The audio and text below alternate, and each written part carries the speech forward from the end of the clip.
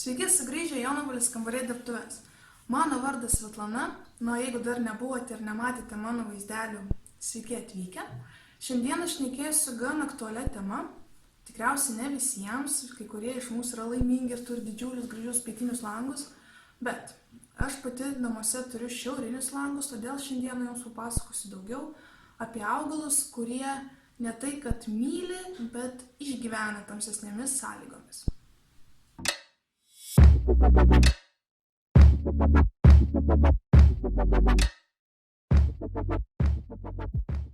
Kadangi bute su šiauriniais langais gyvenu apie 5, gal jau 6, apie 5 metus, tai jau turiu truputėlį patirties su tais augalais, kurie išgyvena tamsesnėmis sąlygomis.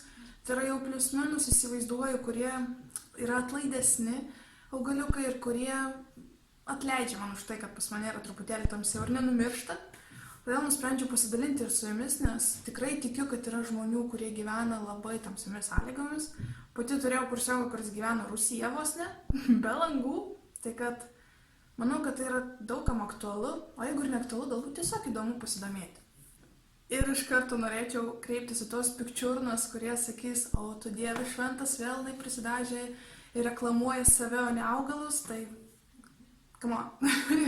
Aš nesu pasipuošusi, sėdžiu su paprasčiausia juoda maike, makiažas tik tam, kadangi po šito vaizdelio filmavimo varysiu į pasimatymą, tai kad apsiraminkite ir paklausykite apie augalus. Pirmasis augalas, kurį norėčiau aptarti, yra vienas iš naujesnių mano žaliojoje šeimoje, bet laikosi puikiai. Tai yra ši angliška gebenė.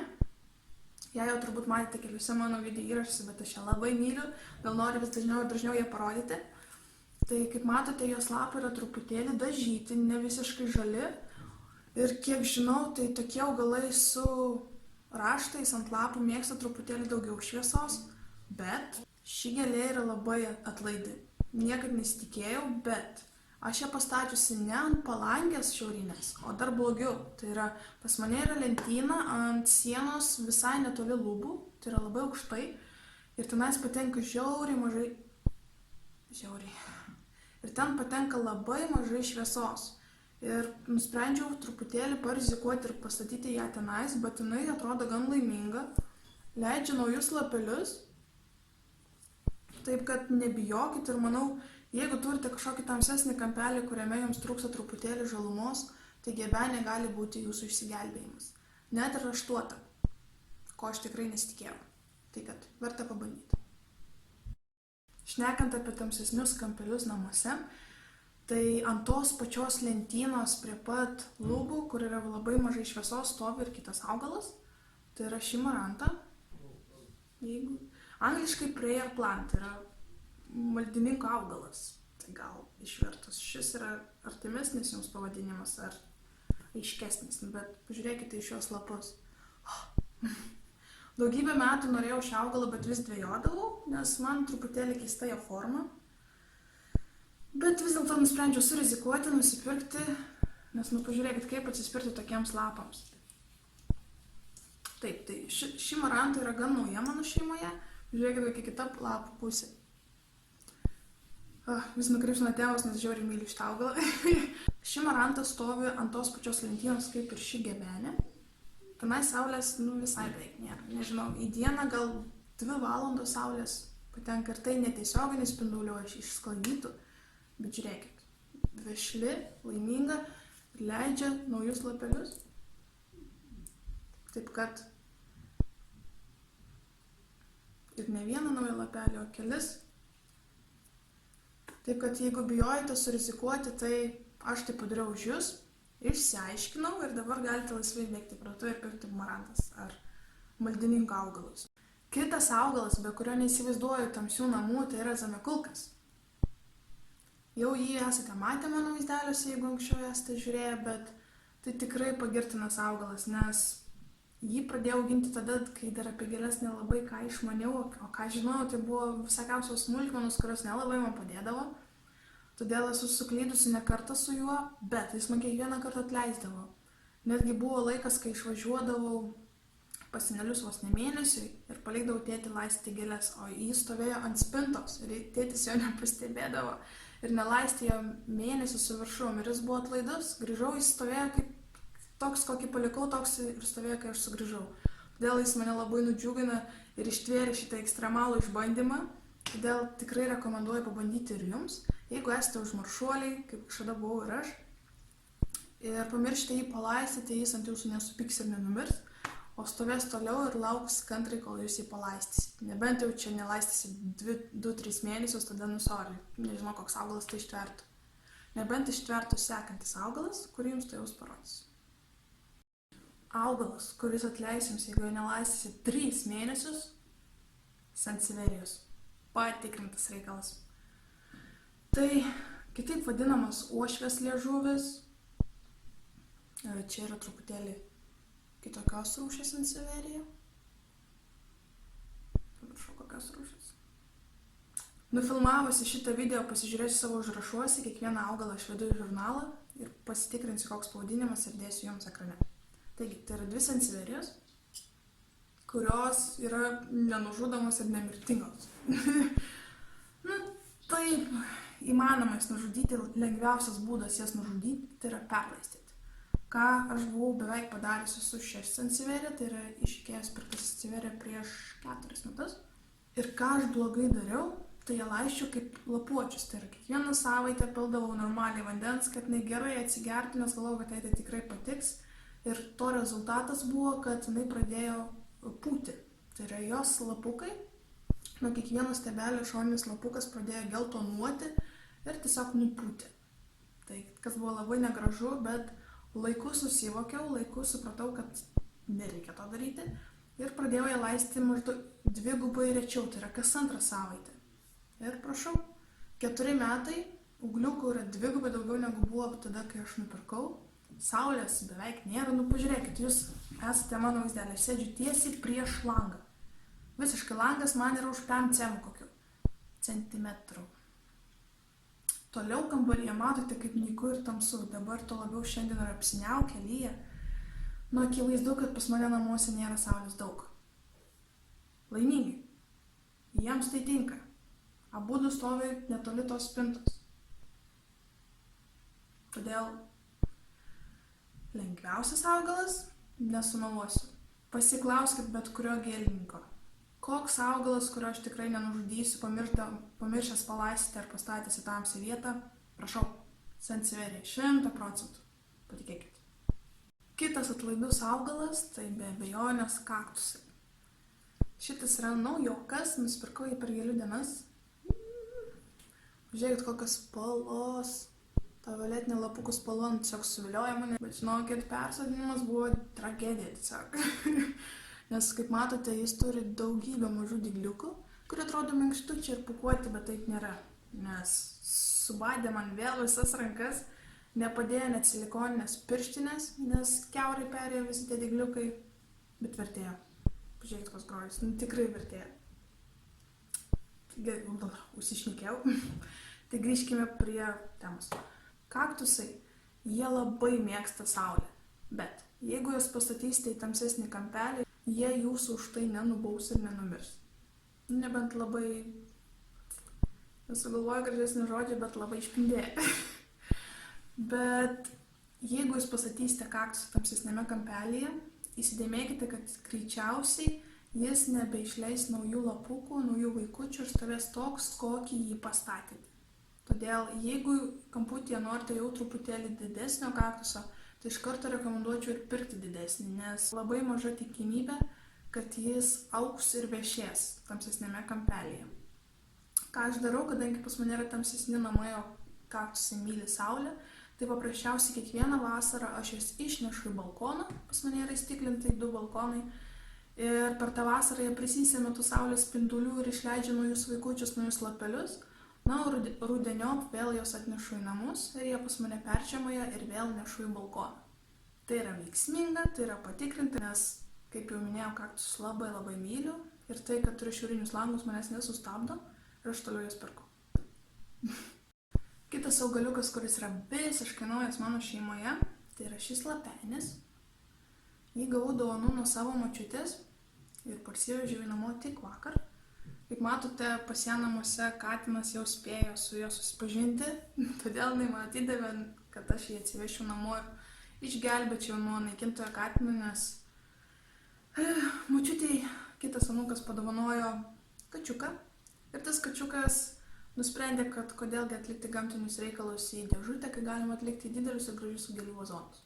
Ir tai pražudė jau ne vieną močiutės gėlę. Todėl jinai šaukėsi pagalbos ir tikriausiai kitą kartą, kai vėl nuvažiuosiu pas močiutę, teks parsivežti dar keletą gėlyčių. Ir Agnius jau tada mane išvarys tikrai lauk, bet ko nepadarysi, kad tik nepadėtų močiutei ir nepadėtų Maldau. Bet grįžkime prie reikalo. Taip, tai yra lapenis, liaudiškai vadinamas. Ir močiutė pasakojo, kad pas ją jis stovėjo taip pat ne ant pietinės palangės ar ten, kur būtų daug saulės, o buvo padėtas ant spintos, nes jau tai vienintelė saugi vieta nuo katino. Ir taip jis stovėjo apie 4 mėnesius. Ir tuomet, kai jinai pastatė į tenais, tai buvo kokie 4 lapukai. Ir tai nepamirškit, kad yra žiemos periodas, kai visi kaktusai miega. Bet šis lapenis, taip, jis ne kaktusas, jis yra sukulentas, bet jis nusprendė, kad jis nenori miegoti ir išleido daugybę naujų lapukų, kaip matot. Vienas net nulūžo ir močiutė jį įkišo atgal, tai yra šis lapukas. Įkišo jį atgal, kai jis buvo vienas ir jis išleido net 4 naujus vaikučius. Tai yra gan įdomus augalas ir aš esu jį mačiusi ne vienose namuose, bet kažkaip niekada nesusiviliodavau tokį nusipirkti. Bet štai kaip ir visada netikėtas likimas ir močiutė atidėjo man jį pasisaugoti. Dėl močiutė, jeigu žiūri, viskas bus gerai, aš jį mylėsiu, saugosiu ir globosiu. Taigi, išgyvena tamsoje, leidžia naujus lapukus tamsoje, ne aklinoje tamsoje, bet tamsesnėje vietoje, tai yra paunksmėje maždaug. Močiutė tokius augina jau ne 1 metus ir jos triukas, ką jinai daro, tai vasarą išneša juos į lauką ir palieka tenais iki pat rudens. Ir kas nutinka tuomet, kai jinai parneša juos namo, jie pradeda labai gražiai žydėti. Todėl pas mane į lauką išnešti galimybės nebus, bet aš išnešiu į balkoną. Todėl, jeigu turite tamsesnį kampelį ir norisi kažko kaip ir egzotiško, bet kartu ir kažko saugaus, tai siūlyčiau lapenį, nes jis tikrai pasitvirtins. Mano močiutės patikrinta. O jeigu močiutė sako, kad galima auginti tamsesniuose namų kampeliuose, močiutė nemeluoja. Reiškia galima. Kitas atlaidesnis augaliukas tai yra begonija. Žiūrėkit, kokios spalvos. Žiauriai gražus. Vėl aš žiauriai skau. Be galo, be krašto gražus augalas. Tik kuo aš dvejoju, kad su tokiais ryškiais lapais nemanau, kad jis labai norėtų stovėti labai tamsiame kampelyje. Tai siūlyčiau begonijos, kurios yra žalios. Tas galite statyti tamsesniuose kampeliuose. O štai tokį ryškesnį tikrai, manau, siūlyčiau statyti truputėlį šviesesnėje vietoje. Ir jeigu patinka štai tokie keisti lapai, ateiviški, kaip aš sakyčiau, garbanoti, jie turi tokius minkštus dygliukus. Nežinoma, šios lapus labai patinka liesti, bet jie drauge yra be galo trapus. Todėl būkite atsargesni. Ir šiaip begonija yra truputėlį lepesnis augalas ir reikia dažniau laistyti. Todėl tie, kas pamiršta laistyti augalus, nelabai rekomenduočiau kol kas auginti begonijos. Bet tiems, kas labai myli savo gėles ir laisti jos per daug dažnai, tai begonija gali būti jūsų variantas, nes jai tai plius minus patiks. Aišku, ne per daug, tai yra ne kiekvieną dieną, bet į savaitę porą kartų, manau, jinai turėtų išgyventi, ypač jeigu vazone bus skylutė. Todėl viena iš mano rekomendacijų yra begonija. Tamsesnė tai yra žalesnė begonija negu šita, bet jeigu truputėlį šviesiau, ir tokia begonija.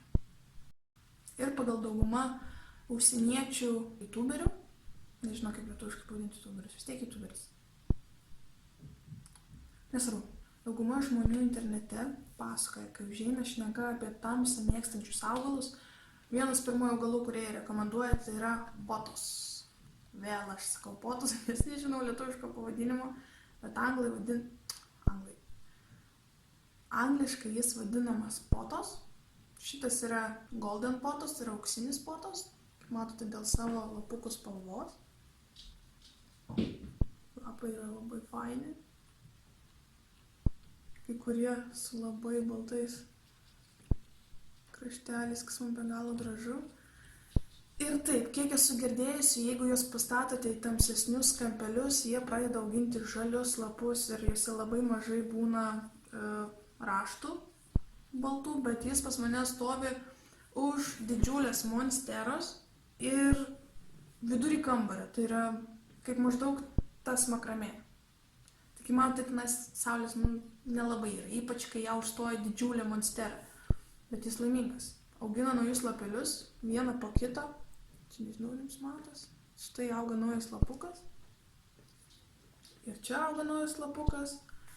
Ir jis patenkintas. Tik ko reikėtų nepamiršti, kad jie labai mėgsta lietutį. Tai ką aš darau, tai beveik kiekvieną dieną pasimiršta man. Tai kas antrą dieną tai tikrai papurškiu juos vandenuku. Ir jis labai laimingas. Mėgstat vijoklius, turite tamsius namus ir mėgstate dažnai laistyti augalus. Štai jūsų variantas. Na, prieš paskutinis augalas, tai kurį norėčiau parekomenduoti, tai yra fikusas.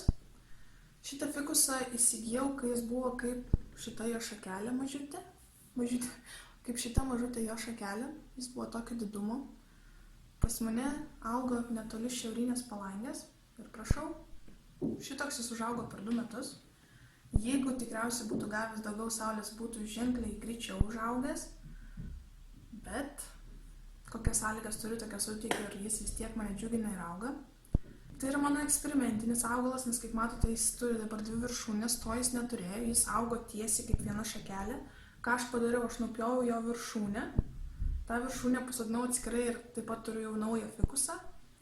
O iš šito augalo pradėjo augti 2 naujos viršūnės, tai jis jau truputėlį formuojasi kaip medelis.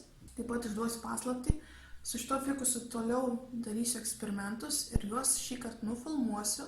Tai yra pabandysiu nupjauti jo viršūnės ir jas padauginti, tai yra išauginti dar daugiau augalų iš vieno augalo. Ir taip pat stebėsim, kaip laikysis šitas motininis augalas, kadangi vėl jam nupjausiu 2 galvas šį kartą. Tikiuosi, kai paslėbina išaugs kokios 7, bet laikas parodys, o aš parodysiu jums. Tai yra nufilmuosiu visą procesą, kaip aš pjausiu, kaip aš viską sodinsiu. Taip pat parodysiu, kaip reikalai pajudėjo po mėnesio, po 2 mėnesių. Ir viename vaizdo įraše jūs pamatysite, ar verta jums paeksperimentuoti ir galbūt jūs tai užkabins. Na ir paskutinis augalas, kurio tikrai nepakelsiu, bet tai yra ši monstera, kurią taip pat rodžiau savo keliose vaizdo įrašuose.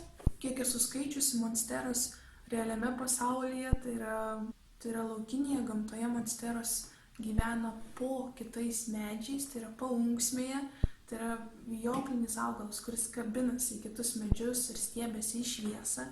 Todėl nėra taip, kad kaip kaktusai jie gyvena nuolat kaitinančioje saulėje, jie yra tie augalai, kurie slepiasi pavėsyje, bet drauge ir ieško truputėlį daugiau šviesos.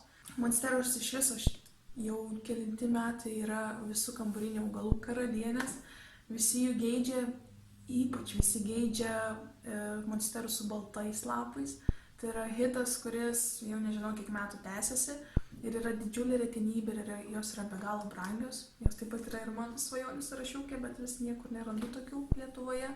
Nors siųsis iš užsienio truputėlį prisibijau, nes esu mačiusi daugybę vaizdo įrašų, kaip žmonės atsisiunčia ir išpakuoja prieš kamerą tas monsteras ir visos jos yra arba negyvos, arba dėdės iš viso būna tuščio, nes žmonės, kurie pirko tas monsteras, paprasčiausiai buvo gauti pardavėjų. Todėl taip stipriai rizikuoti nenoriu, nes jos kainuoja nemažus pinigus, todėl vis dar laukiu, kur aš galėčiau rasti tą baltąją monsterą. Todėl truputukai ne į temą, bet jeigu matėte, kas parduoda baltas monsteras, arba galbūt žinote, kas augina tokias monsteras ir galėtų su manim pasidalinti kokią šakelę, žinoma, nemokamai, aš sumokėčiau pinigėlius. Bet ką padaryčiau, kad galėčiau auginti vieną tokių gražuolių, todėl palikite komentaruose man kontaktus arba susisiekite su manim asmeninė žinute per Facebooką, Instagramą ar per tą patį YouTube'ą. Bet būtinai nedvejokite ir leiskite man žinoti, ar yra šansas išpildyti mano šią svajonę ir tapti klubo nare. Tikiuosi, šis vaizdo įrašas jums buvo informatyvus, nes šiandieną noriu pabaigti šį vaizdo įrašą. Todėl ačiū visiems, kas buvote drauge. Jeigu jis nors truputėlį jums patiko ir kažkoks augaliukas užkabino akį, nepamirškite paspausti patinka. Užprenumeruokite mano kanalą, jeigu norite pamatyti daugiau vaizdo įrašų su kambarinėmis gėlėmis. Na ir tikiuosi susitiksime kitą kartą. Iki.